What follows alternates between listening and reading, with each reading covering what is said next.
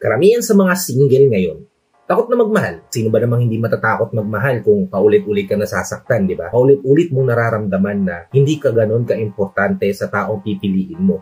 Paulit-ulit mong mararamdaman na walang taong kayang magbigay sa'yo ng bagay na matagal mo nang inaasam.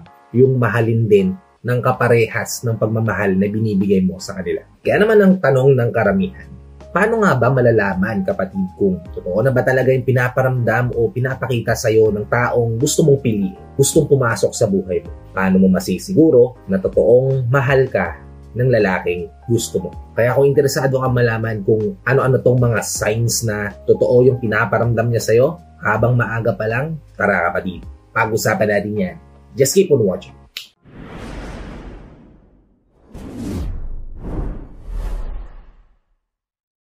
Hi, I'm Gary Opimo at gumagawa ko ng mga videos na katulad nito para matulungan ka na maging best version ng sarili mo at may bigay mo yung best self mo, syempre, sa taong mahal. Kaya kung bago ka pa lang dito sa channel ko, please consider liking this video. Hit the subscribe button and the notification bell para lagi kang updated sa mga videos na katulad nito na i-upload pa natin sa inaharap.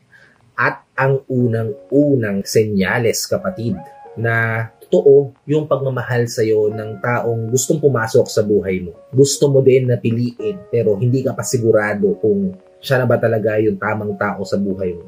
At natatakot kang masaktan. Malalaman mo to sa kung paano kanya tinatrato. Lagi ba siyang may oras sa'yo? Pinapahalagahan ka ba niya? Inaalagaan ka ba niya? Pinaparamdam niya ba sa'yo kung gaano ka ka-importante? Kung ramdam mo na ang haba-haba ng hair mo, ang ganda-ganda mo, ramdam mo na lagi kanyang pipiliin anytime, anywhere. Then, ibig sabihin, kapatid, malaki ang posibilidad na totoo yung pinaparamdam niya sa'yo dahil hindi mag-i-invest ng effort, panahon, pagod at sakripisyo ang isang tao sa bagay o sa tao kung wala siyang magiging dito, kapatid. Now, kung alam niya na lahat ng ginagawa niya na yun ay para makuha ka niya, mapasakan niya ka, masabi niya sa sarili niya na kayo na, o makuha niya yung matamis mong oo, then kapatid, ibig sabihin lang yan, totoong-totoo yung nararamdaman niya sa'yo. Kasi mapapansin mo na yan di ba? Mararamdaman mo talaga yan at makikita mo by his action, by his consistency. Kung matitake for granted ka lang ba nito kapag naging kayo na. Pero kadalasan kasi nagbubulag-bulagan tayo na hindi tingnan yung mga ganitong napapansin mo kasi nga napufall ka na rin sa kanya. Then, magsisisi sa huli, di ba? Kasi iniwan ka bigla. Natama pala yung naisip o naramdaman mo bago pa lang maging kayo. Kaya kung nararamdaman at nakikita mo, kapatid, tama yung pagtrato sa'yo ng lalaking pinili. Then, totoo yung nararamdaman niya sa'yo. And if nakikita mo naman na ngayon pa lang hindi ka na niya pinapriority, ngayon pa lang wala na siyang oras sa'yo, ngayon pa lang hindi na ganun kataas yung respeto niya sa'yo bilang babae o bilang magiging partner niya, then baka hindi siya yung tamang tao para sa'yo at may magpaparamdam sa'yo na special ka na deserve mong mahalin ng sobra. Okay? Proceed tayo sa ikalawa, which is kapag sobrang proud siya sa'yo. Kapag naipaparamdam sa'yo ng lalaki na sobrang pinagmamalaki ka niya, sobrang taas ng confidence niya at tiwala niya sa'yo, then ibig sabihin, kapatid, totoo yung nararamdaman niya sa'yo. Dahil hindi niya ipagsisigawan sa buong mundo, hindi niya ipapaalam sa mga mahal niya sa buhay, sa mga kaibigan niya, sa mga taong nakapaligid sa kanya, kung sino yung taong pinili niya, kung sino yung taong gusto niyang maging kanya, kung hindi totoo yung nararamdaman niya sa'yo, kung babastusin, lolokohin at iiwanan ka lang niya, di ba? Ngayon, kung nararamdaman mo na tinatago ka ng kahit na sinong lalaki na pinili mo, then baka kailangan mo mag-step back. Tignan mo yung sarili mo 3 to 5 years from now kung deserve mo bang itrato ng ganyan pagkalipas sa mga ganitong panahon. Kung ganyan ba talaga yung gusto mong maramdaman at makita yung sarili mo na natrato ng ganyan ng lalaki. And if masabi mo sa sarili mo na hindi ka deserve yan, diba? Baka kailangan mo nang ilayo yung sarili mo sa ganyan tao, diba? Kasi mas deserve mo na irespeto, na ipagmalaki, na ika-proud ng lalaking pipiliin mo. Dahil kayo yung magsasama sa mahabang panahon at kayo yung magiging mag-partner sa hirap at sarap ng buhay.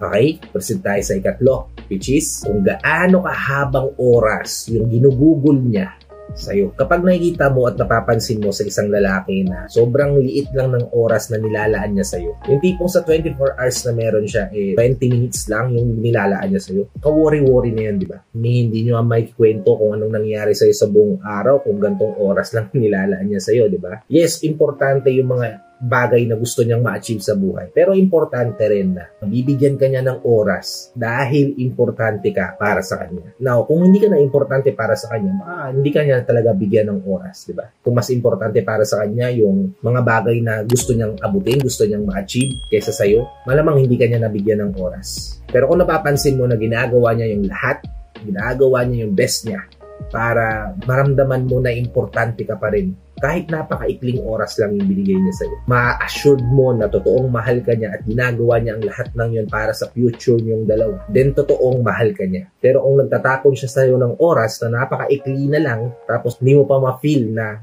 present siya at that particular moment, then baka kailangan mo na ulit mag-step back, tignan yung sarili mo, i-assess kung deserve mo ba yung ganitong treatment sa'yo ng taong pinili. Okay? Proceed tayo sa ika-4. Last but not least, syempre, ika-4 na senyales na totoo yung nararamdaman sa'yo ng taong pinili ay sa paraan kung paano siya nag-i-invest sa relasyon niyo. Lagi niyong tatandaan, kapatid, na kung gaano katindi yung nararamdaman natin sa isang bagay, mas magiging attached tayo dito. Isang magandang halimbawa yung nagtrabaho ka na matindi sa loob ng 15 days na sumahod ka. Anong nararamdaman mo rin sa sahod mo? Diba? Napaka-fulfilling kasi pinaghirapan mo yung pera na yun. Diba? Magiging attached tayo doon at nahihirapan tayong gastusin yun kasi nga, pinaghirapan natin. Diba? Now, kung yung lalaking pinili mo ay hindi nag-effort na ligawan ka, hindi nag-effort na makuha ka, hindi nag-effort na maiparamdam sa'yo na mahal ka niya, then, madali lang siyang madedetach sa'yo. Madali lang niyang feel na hindi ka ganun ka-significant o ka-importante sa kanya. Pero kung nag-invest siya ng emotion at sakripisyo ng matindi bago kanya makuha,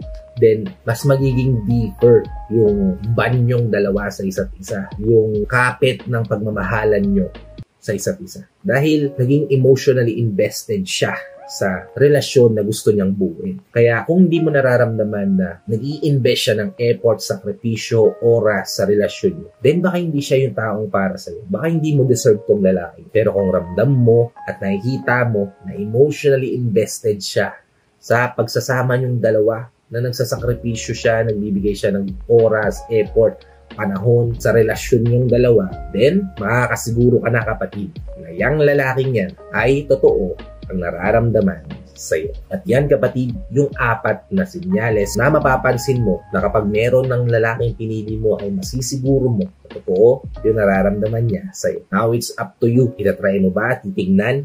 I-assess kung yung ganito ba yung pinaparamdam sa iyo ng lalaki o hindi. Pero lagi mong tatandaan na kung hindi ka na masaya sa sitwasyon mo ngayon, laging may mas better na situation na nakalaan para sa iyo. So, yun lang. Hope nakatulong tong video na to sa inyo. And if nakatulong nga naman, please help me share this to your loved ones. Tapos hindi natin matulungan ng video na to para nakatulong na kayo sa nila. Nakatulong na rin ako sa kanila. At kung bago ka pa lang dito sa channel ko, please consider liking this video.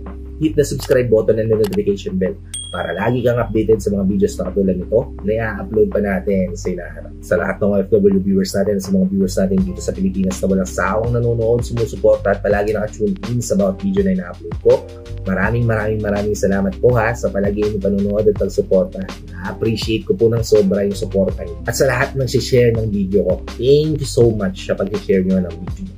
And I hope to see you on my next vlog. Ingat ka dyan palagi, kapatid. May God always bless you and your family. And peace out.